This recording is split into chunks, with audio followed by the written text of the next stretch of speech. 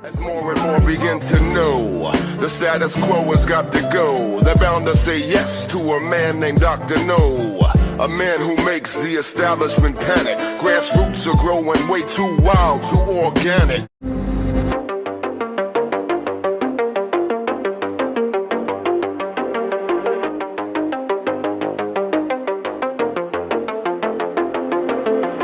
So a new poll from Data for Progress has found that about 2/3 of American voters support the idea of the U.S. pushing for a permanent ceasefire in Gaza, an idea that is opposed by the Biden administration. So when asked if they support the U.S. calling for a permanent ceasefire and a general de-escalation of violence, 67% of respondents said that they did, and that includes 77% of Democrats, 69% of independents, and 56% of Republicans. That means the majority of Republicans are saying the U.S. should call for a permanent ceasefire.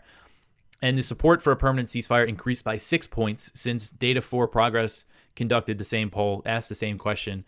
That was conducted at the end of November. So the support for a ceasefire is increasing. And throughout this conflict, throughout the Israeli massacre of Palestinians in Gaza, since the very beginning, since right after October 7th, the polling has consistently shown that the majority of Americans favor a ceasefire.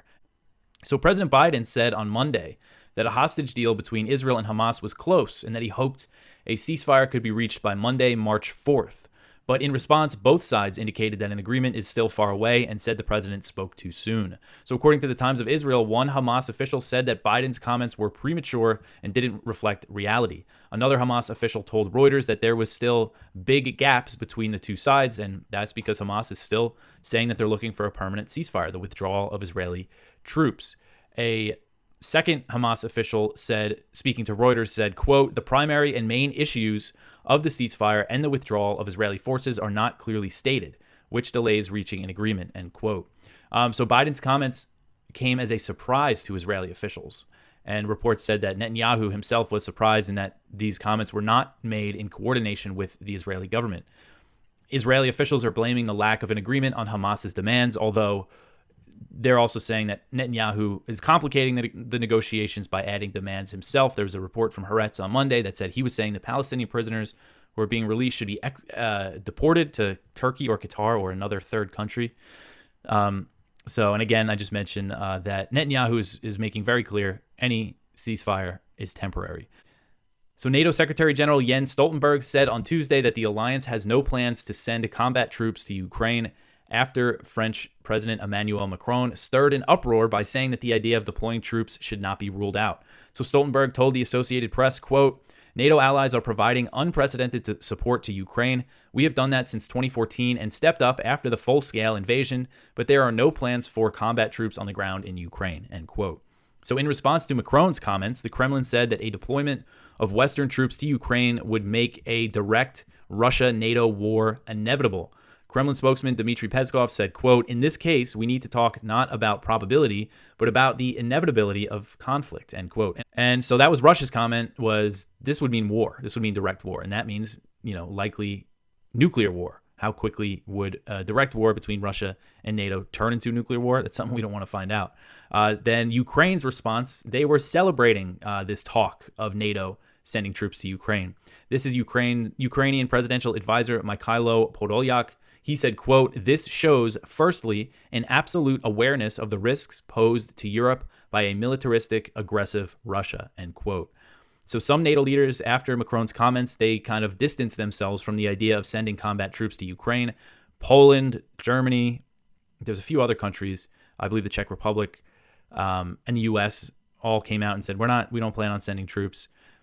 And again, they're talking about, I guess, combat troops or, large numbers of troops for training. Because people probably forget that there was confirmation that there is NATO Special Operations Forces on the ground, even though less than 100, still, that's a potential tripwire for war. Who knows what. There's just always that risk of escalation here. But this article is from Middle East Eye, and it says that the Biden administration came under fire from lawmakers on Tuesday over the lack of congressional approval to conduct military strikes against Yemen's Houthis and defend foreign ships in the Red Sea. Chris Murphy, who's a senator from Connecticut, he's a Democrat, he said, quote, "There is no existing law that would permit military action against the Houthis. For the military campaign to continue, I believe that a tailored, time-bound congressional authorization isn't just nice to have, it is required," end quote. And he was talking about introducing an authorization, so instead of just opposing this thing, he's saying, well, maybe we should give you the authorization here. So according to this story, the U.S. and the U.K. have hit over 230 Houthi targets in Yemen, and they've, it goes to show how much they have been bombing the country. And I saw Tim Kaine, who is the senator from Virginia, Democrat. He was grilling one of the U.S. officials at this hearing about this idea that, because this started in defense of foreign ships. The Houthis started attacking British and American commercial ships after the U.S. and the U.K. started this bombing campaign. So Kaine basically said, there's no argument here, because they're calling it self-defense. Whenever they put out these press releases, they call them self-defense strikes. And Kaine was basically saying that there's no possible argument that defending foreign commercial shipping is self-defense. So, because when they say it's self-defense, that means they're trying to cite Article 2 of the Constitution. So, he's just saying that that's completely ridiculous on the face of it. Here's Gerald Celente with today's trends in the news. And your new Trends Journal's out, and here's the cover. Here it is. Trump, Biden, and Congress. Genocide's okay. It's the Israeli way. Don't believe me? How about them? Look at this genocide going on in front of everybody's eyes. I'm heartbroken about this. I cry about it. I have nightmares about it. And just to say that it's not bullshit what that cover says, and it's bullshit spewing out of their mouths. This is Trump in October, last October. So I fought for Israel like no president ever before. Oh, you fought? You got a big mouth, fat boy, but you can't fight. You're just full of shit like all the rest of them. Trump goes on. Like no president ever before, recognizing Jerusalem as Israel's capital. He goes on. And even recognized Israel's sovereignty over the Golan Heights. Israel's sovereignty over the Golan Heights? Fuck you. They stole this land. Something that they never even thought. We gave that to them. We, not we, you. Oh, and by the way, fat mouth, and I'll call that to your face. Fat mouth. You got $100 million from Sheldon Adelson. Joe Biden. Again, look at your cover. Trump, Biden, and Congress. Genocide's okay. It's the Israeli way. Biden, when he went to see Benjamin murderer Netanyahu in late October, right after Trump said this, he said, I don't believe you have to be, I don't believe you have to be a Jew to be a Zionist, and I'm a Zionist. Hey, fuckface, dumber than shit, can't walk in a straight line. How about being an American? What the fuck are we fighting a religious war for? Oh, I know. Save your shit with the chosen people, all right? God created us all equal, got it? This war is only going to escalate. Hey, did you see oil prices today? Yep. Back up to $83 a barrel for Brent crude. And now Russia and OPEC are saying they're going to be cutting back on production. And now they're ramping up the war, bombs away over Lebanon, hitting eastern Lebanon, and ramping it up with Iran. If Iran gets involved in this war, you're going to see oil prices go to over $130 a barrel. It's going to crash the global economy and crash equity markets. But won't you be happy? Won't you be happy that Trump fought for Israel like no president ever before? And the fuckface who says he's a Catholic, an Irish Catholic, says he is a Zionist. So fuck everybody else. Let them kill whoever they want. And when you're paying more for the pump, don't forget, thank Biden, Trump, and Congress. Again, you look at what's going on. They had this guy on Fox today from the JP Morgan Chase Bankster gang. Yeah, the company that's convicted of 5 felonies. 5 felonies. And he said we're going to likely enter into a economic climate of stagflation, stagnant economy and rising inflation. Got it wrong. Read our top trends. Dragflation. Dragflation. The economy is going to go down and inflation is going up. About 70 million Americans exposed to toxic forever chemicals. Isn't that nice? All the lousy crap that, oh, you're worried about climate change? How about all the fucking poisons they're putting in all our food? I know, you like those ultra-processed foods. Iran calls out U.S. hypocrisy after leader removed from Facebook and Instagram. Yep, one thing after another. Putin kept pushing for ceasefire in Donbass in 2019, but Zelensky rejected it. This is the clown boy. Again, that's caught. You could Google it up. Puts Zelensky playing the piano with his penis. This is the president of Ukraine. His former top job was a sitcom comedian. He sold himself as a peace candidate, never having an intention to have peace. Lied to the people, just like in America with the Nobel Peace of Crap Prize winner Barack Obama, who sold himself as a peace candidate. As soon as he gets elected, it's the Afghan troop surge with another arrogant fucking prick that betray us. Oh, yeah, he's working for one of the big firms now. Yeah. Going to Afghanistan. Oh, yeah, we're going to win. You guys haven't won a fucking war since World War II. And the only reason you won World War II is the Russians, who we've been taught to hate. They were the first ones to defeat Germany. After 25 million of them or more were killed by Germans in Operation Barbarossa. So we got political shitheads running the world, and that's why you need your T-shirt. Hey, politicians, who the fuck are you to tell me what to do?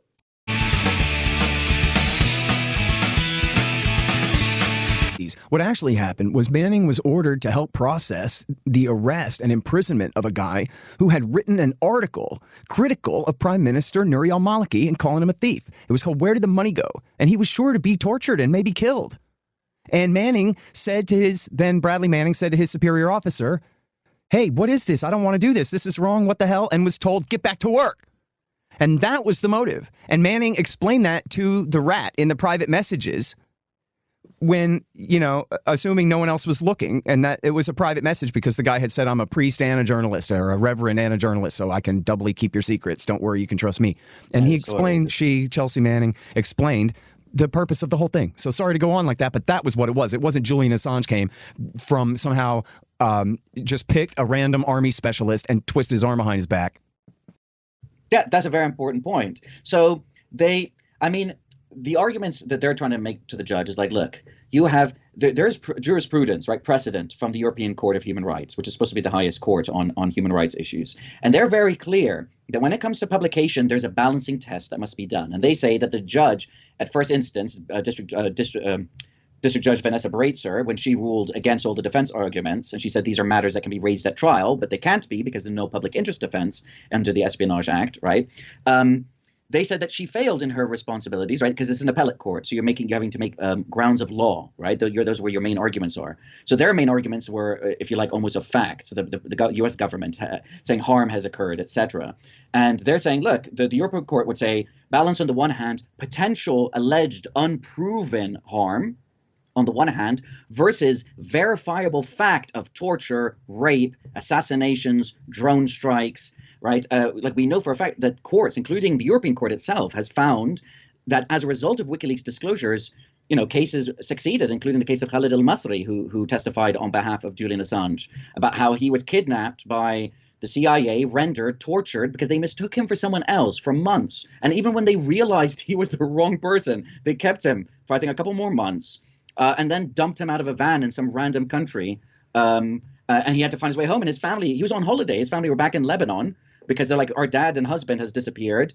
And this poor guy, this poor German Lebanese, I think, German Lebanese citizen, and having to bring this case. And it's only because of WikiLeaks disclosures that came to light, and he was able to win a judgment of the European Court. And I'm sorry, Mohammed, we're so short on time, but just on that point, there are at least 10,000 news stories, certainly high thousands and thousands of news stories that at least in part cite the WikiLeaks cables, the State Department cables, the Iraq-Afghan war logs, the Guantanamo files. There's no question about the newsworthy public interest data in this stuff. And it's actually a perfect leak because it's all secret and confidential level stuff. So it didn't cause any spies to get rolled up behind Russian lines or anything like that. Just told the truth that people deserve to know. And then, but on the last thing here before we go, and I'm really late, so if you can, as fast as you can you talk about this argument by these barristers, again, representing the United States, that the First Amendment doesn't apply here? Their power to prosecute Assange applies. But for whatever reason, and it sounds like the way you covered it here, doesn't sound like the defense attorney didn't have a straight argument either about, look, if they're putting their hands on him, that makes him a U.S. person, and then you're damn right he's got the First Amendment, which is the correct argument. Well, yeah, so the defense are saying, look, Mike Pompeo, when he was CIA director, said that the First Amendment does not apply to him because he's not a U.S. person, he's not a U.S. citizen, even though they are seeking to apply domestic criminal law against him for actions that he took outside, based outside of the United States. And bear in mind, Chelsea Manning, as you said, was based in Iraq. So they're applying domestic criminal, over 100-year-old espionage law against a non-U.S. person while saying that the First Amendment protections do not apply to him. And so therefore, they're saying that this would breach his rights under freedom of speech and press that he has here. He'd get this would be discrimination according to nationality, which is in violation of the extradition treaty, right, which bars extradition to a place where someone would face discrimination, disfavorable treatment as a result of race, religion, etc., political opinion, and nationality. And they also say that this would violate his rights under the Human Rights Act and the European Convention of Human Rights, which afford protections of freedom of speech and the press. And when one of the judges asked one of the American lawyers, or the lawyers representing the United States, do we have any evidence before us that a foreign citizen like Assange would have protections under the First Amendment that would have to be taken into consideration? And actually, the barrister representing the United States, or one of them, said, in short, no.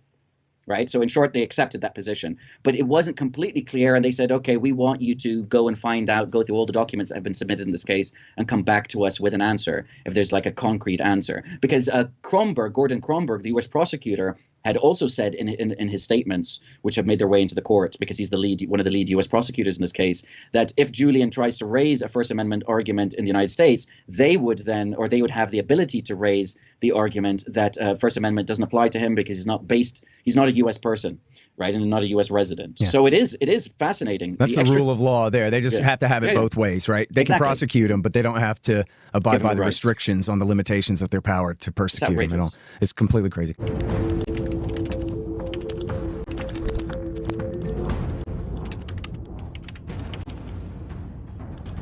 Here's a letter that she wrote to John Adams. There's tons of letters between her and John Adams. There was a time where they were apart for a very long period, maybe almost a decade. So they wrote quite a bit.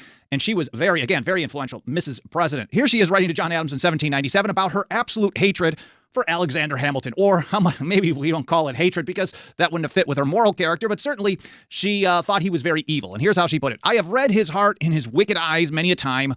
The very devil is in them. Now, she was a very fierce advocate for independence. We often call John Adams the Atlas of Independence. He was the hothead. He was impatient, but he was not impatient enough for Abigail Adams. She kept pushing him. I'll get to that in a moment. She warned that power always grows. She repeatedly pushed for the advancement of women, not equality in the more modern woke sense, but advancement, especially in education. She was an early opponent of slavery, a strong supporter of education, and she was actually an arms manufacturer too, at least ammunition. I thought that was interesting as well. So let's get through some of these quotes that I think are really interesting. She says, power, whether vested in many or a few, is ever grasping, and like the grave, cries, give, give. This is always a quote that I use or I cite when I'm citing the founding generation on the maxim that power always grows. Power, no matter who has it, will always seek to expand. It is part of the flawed part of human nature. These are maxims of human nature. She said, the great fish swallow up the small, and he who is most strenuous for the rights of the people when vested with power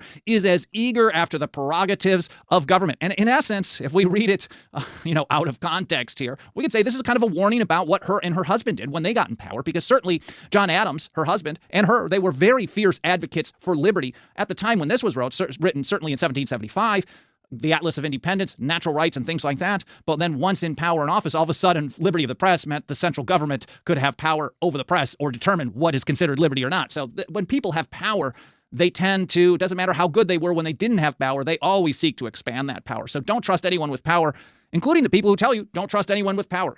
Here's a letter to her son, John Quincy Adams, in November of 1776, again talking about power and tyranny and how things grow. She said, "For the experience of ages and the historic page teach us that a popular tyranny never fails to be followed by the arbitrary government of a single person." So when the popular will establishes, this is two wolves and a sheep voting on what's for dinner, when the popular will establishes a tyranny over the minority, it's always going to eventually lead, according to her, to a arbitrary government of a single person. An arbitrary government is one of those things that we call a grievance. So they're really the injuries and usurpations. They were listed in the Declaration of Independence. An arbitrary government is that just can do whatever it wants at its whim, as long as it has the power to do so, the will to do so. There are no rules for government whatsoever. As I mentioned, she was a very strong advocate for independence. Here she is in October of 1774. I mean, they weren't really pushing for this at this point. There was a lot of talk about reconciliation. And she said to her husband, John, "We have too many high-sounding words and too few actions that correspond with them." And you can take that very broadly as well, especially in her views on slavery, which I'll get to in a few minutes as well, that if you're going to talk about liberty and freedom, you're not really following through in the way that it sure sounds to be. And here's a letter to Catherine Sawbridge Macaulay in the fall of 1774. I couldn't find an exact date on this one. It's not even listed on the date here at founders.archives.gov, but it's somewhere in the fall. She said, "The cause of America, a cause, madam, which has now become so serious to every American that we consider it as a struggle from which we shall obtain a release from our present bondage by an ample redress of our grievances or a redress by the sword. The only alternative which every American thinks of is liberty or death." We often attribute liberty or death to our great friends in the Free State, but certainly others were using this type of terminology, this type of phrase. Here's Abigail Adams here in the fall of 1774, before the shot heard around the world, saying this is, of course, in response to the hated coercive acts, what they call the intolerable acts, and they were certainly doing some gun control there, ramping up to Lexington and Concord in 1775. And she's already pointing out, like, look, either they got to back down or we're going to fight them off. This is liberty or death. There's nothing else at all. And she wanted to see an educated society. She pointed out that just being spoon-fed education is not really education. And that's how a vast majority of people do things today. Oh, I've gone through my government-run schools, and I've just learned the stuff that they taught me. And it's really, they create... The government schools never teach people how to limit government power. They only teach people that government is the solution to all problems, generally most of which were caused by government, but they don't teach you that either. So if you just sit there and just take the spoon-fed education, you're not really educated. You're just becoming a tool of the state, a victim of propaganda. And Abigail Adams, I think, understood this type of thing all the way back in 1780 into a letter to her son, John Quincy. I can't remember when he was born. Maybe he was like 12 or 15, something. He was pretty young at this point. She said, "Learning is not attained by chance. It must be sought for with ardor and attended to with diligence." And I think that's kind of, it's not necessarily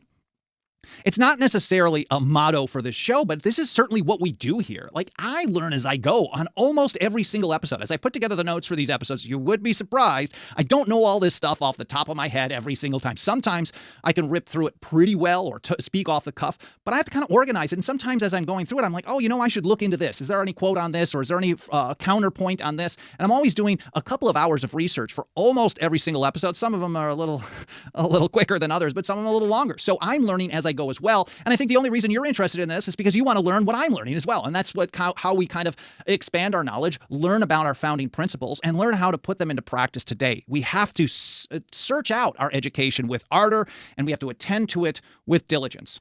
She pointed out the hypocrisy of speaking about freedom for all and not really putting it into practice because other human beings were not in that same state. Here in a letter to John Adams, 1774, she said, "I wish most sincerely that there was not a slave in the province. They did exist in the North, despite the fact that some people want to just blame the South for this kind of thing. It always appeared a most iniquitous scheme to me. Fight ourselves for what we are daily robbing and plundering from those who have as good a right to freedom as we have." Man, that is an honorable position, especially at the time in 1774.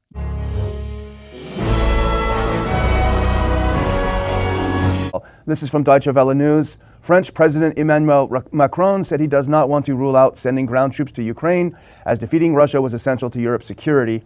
You can leave that up. I'm going to read you pretty much exactly what he said. He said, "There's no consensus today to officially, openly, and with the endorsement, send troops on the ground. But in terms of dynamics, nothing should be ruled out." He's adding that allies will do everything necessary to ensure that Russia cannot win this war. So there's a lot of talk about what he said. The idea might be, as floated by Macron, kind of on a bilateral basis, NATO members sending troops into Russia. Well, it didn't go over as well as he had hoped. And in fact, that next picture will show the example of Macron. I love this picture because here's Macron, the tough guy. Francis Macron will not rule out boots on the ground in Ukraine. Look how tough he is. He's talking tough. Here's that same Macron a couple of days ago in France when he was at an agricultural exposition and the French farmers showed up. Here's what he did when that happened. Let's put that next picture on.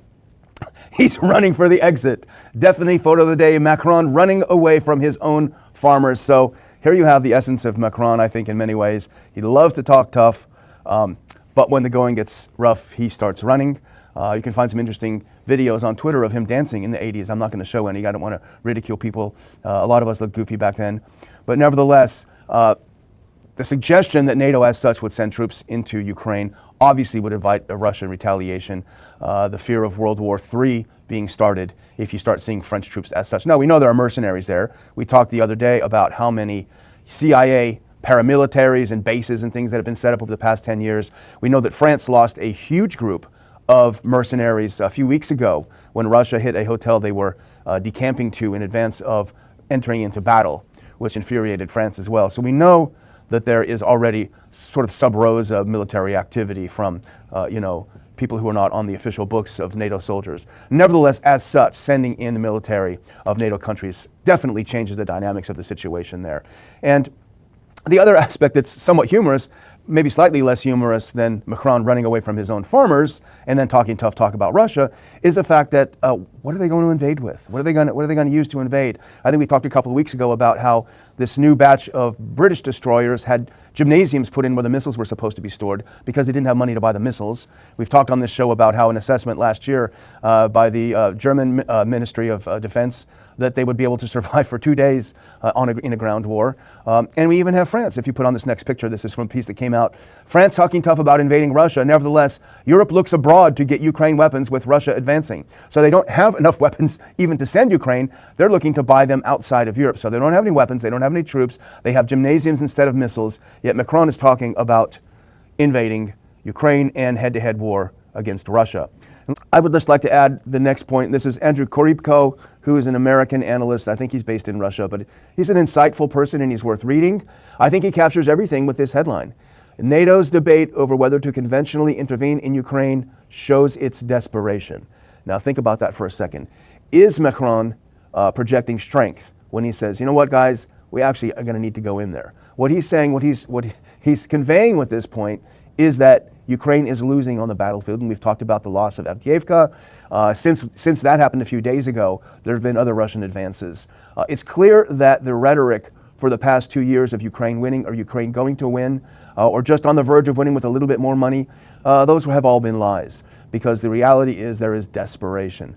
They're desperate because they know that this venture is doomed to failure. They know that their proxy war with Russia via Ukraine is only resulting in hundreds of thousands of dead Ukrainians. If they were confident that Ukraine was winning, as they've been saying for 2 years, would they be talking about sending in NATO troops? Do you do that when you're about to win? I don't think so. I don't think you'd send American soldiers or French soldiers or German soldiers into Russia to fight and be killed, or to Ukraine to fight and be killed by Russians if you are confident, if you are winning, if you know it's inevitable with a couple more dollars that they will win. So it's a sign of desperation. Voters support the U.S. calling for a permanent ceasefire in Gaza, including the release of hostages. Do you support or oppose U.S. calling for a permanent ceasefire and de-escalation? In this one, you have all likely voters. A total of 74% support the U.S., i.e. Joe Biden, calling for a permanent ceasefire and de-escalation, including the release of Israeli hostages from Gaza. That is a massive majority of Americans who feel that way. And the response from Joe Biden, well, it wasn't too encouraging. We have a little video of Biden when he was asked about whether or not, hey, are you going to call for a ceasefire? Are we going to get a ceasefire? Well, let's have a look and see what Biden was up to when they were asking him this. Oh, he was eating ice cream. Let's listen in. Can you give us a sense of when you think that ceasefire will start, sir? Well, I hope by the beginning of the weekend. The end of the weekend. At least my national security advisor tells me that we're close. We're close. We're not done yet. And my hope is by next Monday we'll have a ceasefire. Okay, thank you. I mean, I guess in all fairness, that was an improvement on the part of our mainstream media. They didn't just ask him what flavor he was eating, which is what they usually do. But asked about this, he said, I hope it happens this weekend. I don't know. Don't ask me. I'm eating ice cream. Well, after he said this, it might happen by the weekend. the Israelis said no, it's not going to happen this weekend. So he seems completely powerless. The only thing that he's been able to do is continue shoveling money and continue shoveling weapons to Israel, as not only do they slaughter the Gazans, the Palestinians in Gaza, but as they open a new front of war in the north, as they continue to bomb Syria. He seems to be completely powerless. And even as it is destroying his numbers in the polls, his reaction is, well, let's grab an ice cream cone. I hope my advisors tell me it's going okay. So things are not going okay for Biden. There was a primary in Michigan. He doesn't have essentially an opponent. He doesn't have an opponent as a Democrat. There are a couple of very minor candidates. He still only managed to get 80% of the vote in Michigan. And those numbers, well, it looks overwhelming. In fact, it's a danger sign. It's a warning sign because there's an increasing anybody but Biden move in the Democratic Party. Doesn't look good for him.